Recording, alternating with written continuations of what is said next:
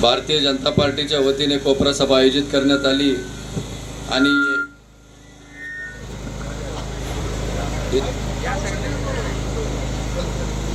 त्या ठिकाणी आपली ओळख करून द्यायला आलेले आहेत। तुम्ही सगळ्यांना ओळखतच आहात। आता प्रत्येकाने ओळख करून दिलेली। अ मधनं आपल्या कमलेश दादा, ब मधनं माझी मुलगी मीना इनामदार, क मधनं शीतलताई मासुळकर आणि ड मधनं सद्गुरू नाना कदम।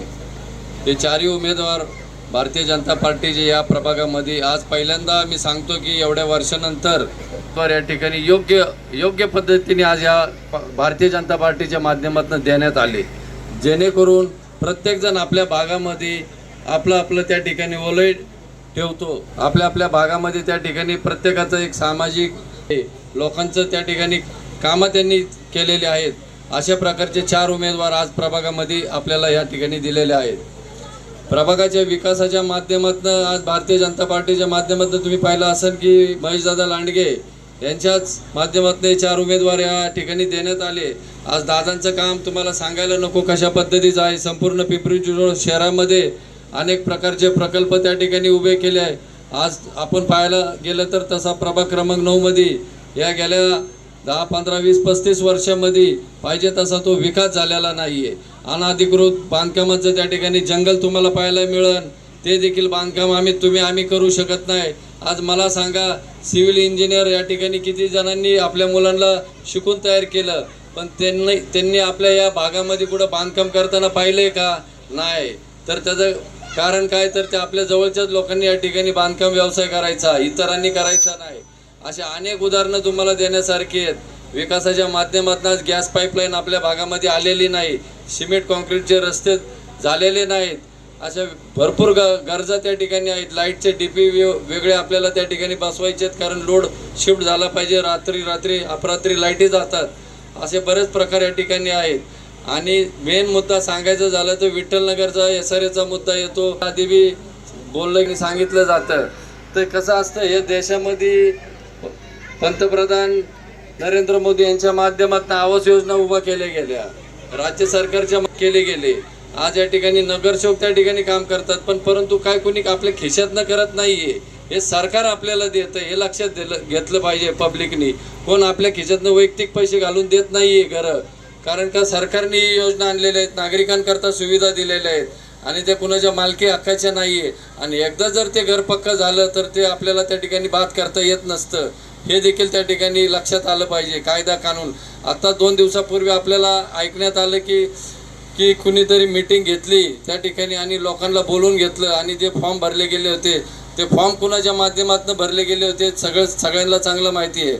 आमदार महेशदादा लांडगे यांच्या माध्यमातून 2-3 कार्यकर्ते त्या ठिकाणी नेमले होते आणि त्यांनी ते फॉर्म भरले होते। आज ते फॉर्म दुसरीकडे कुणाला तरी द्यायचे आणि ही लोक ती घरं देतील, असं होणार नाही, असं शक्य नाहीये। ते आमदारांच्या माध्यमातून झालेले सगळे ते फॉर्म त्या ठिकाणी SRAच्या ऑफिसला मी स्वतः होतो, माझ्या नेतृत्वामध्ये झालेले ती कामं, म्हणजे ते फॉर्म भरण्याची कामं लोकांनी नागरिकांनी आम्हाला विचारून फॉर्म भरलेले आहेत। त्याच्यामुळं तुमच्याबरोबर तो काही कुठला विश्वासघात होणार नाहीये। आमदारांनी त्या ठिकाणी SRAच्या त्या अधिकाऱ्याला त्याच्याशी बोलून की बाबा बऱ्याचशा नागरिकांना या ठिकाणी घरं भेटलेली नाहीत, तर त्यांचा सर्वे झालेला नाहीत, तर त्यांना विश्वासात घेऊन त्या ठिकाणी ती घरं त्यांना द्या, त्यांचे ते सर्वेमध्ये बसतात का बघा, त्याची कागदपत्रांची पूर्तता बघा, हे म्हणून तिथं त्या ठिकाणी आमदारांनी शिफारस केली। आणि कुणीतरी उठून उद्या ते फॉर्म घेऊन म्हणत असेल की ही घरं आम्ही देऊ, तर ते शक्य नाही। त्याचा पाठपुरावा आम्ही केलाय तर त्याचा शेवट बी आम्हीच करणार आहे, हे लक्षात ठेवा। कुणी बी येऊन मध्ये त्याला काही करू शकत नसतं। आणि जी 1500 1550 घरं जी आता त्या ठिकाणी नावं लागलेली आहेत, आज निवडणुकीच्या तोंडावरती जे लोकांना सांगितलं जातंय, धमकावलं जातंय की बाबा तुम्हाला ह्याच्यातनं बाद केलं जाईल, तर असं कुठलंही होणार नाही। मी एक आमदार महेशदादा लांडगे यांचा प्रतिनिधी म्हणून या ठिकाणी सांगतो, उद्या सभा नेहरूनगरमध्ये होणार आहे, दादा येतील, दादा तुम्हाला सांगतील की एकाही माणसाचं घर त्या ठिकाणी बाद होणार नाही, याची खात्री आम्ही तुम्हाला या ठिकाणी देतोय। एवढं माईकमध्ये आम्ही तुम्हाला भर सभेत बोलतोय, म्हणजे बिलकुल होणार नाही। कारण केंद्रात सरकार भारतीय जनता पार्टीचे, राज्यात सरकार भारतीय जनता पार्टीचे, महानगरपालिकेमध्ये 1001% भारतीय जनता पार्टीचे सरकार येणार आहे आणि 4ही नगरसेवक इथले भारतीय जनता पार्टीचे येणार आहे। बदल हा अटळ आहे, या टायमाला लक्षात धरा। कारण का मी पहिल्यांदाच बोललो, चारी भागातनं चारी कोपऱ्यातनं योग्य उमेदवार निवडले गेलेले आहेत. त्याच्यामुळं या टायमाला बदल हा 100% होणार आहे. कुणी पैशाचा काही त्या ठिकाणी किती काही प्रयत्न केला, काही आम्हीच दाखवलं, काही होणार नाही. 70% लोकांची मानसिकता त्या ठिकाणी प्रिपेअर झालेली आहे की कुणाला मत द्यायचं. त्याच्यामुळं बिलकुल त्याच्यात बदल होणार नाही आहे. लोकांनी अगोदरच ठरवलेलं आहे की काय करायचं आणि काय नाही. त्याच्यामुळं तुम्ही बिलकुल त्या घरांच्या बाबतीत निश्चिंत राहा. दादा येतील, दादा देखील खात्री देतील. आणि कुणाच्या भरोश्यावर कुणाचं ऐकताय तुम्ही? कोण सांगताय तुम्हाला घरं देणार नाही? अहो इथे कमलेश दादा आहे, तुमचे उमेदवार आहेत किती वर्षापासनं. आता किती वर्षापासून हे त्या ठिकाणी कार्यकर्ता शब्द पूर्ण केलाय का त्यांनी? तर तुमची घरं बाद करायला निघाले ते लोक. अहो जे बोलतो हुकमी अक्का आहे, शब्दाचा पक्का आहे आमचा नेता.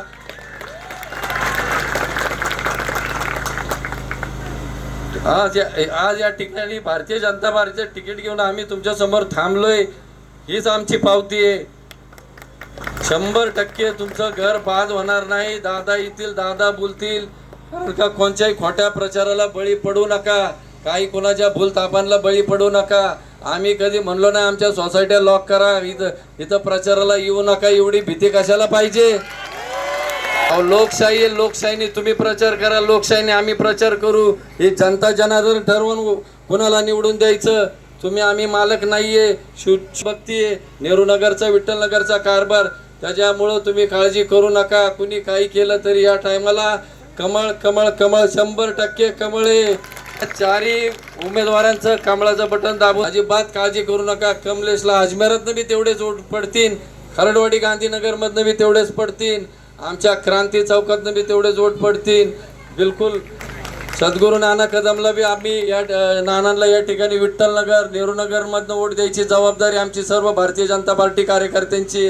शीतलताईंचं तर विशेष नाही, ते तर मी आजच सांगतो की ते निवडून आलेत, त्यांना तर काही विरोधच नाही आहे पुढं, त्यांचा तर विषयच नाही आहे.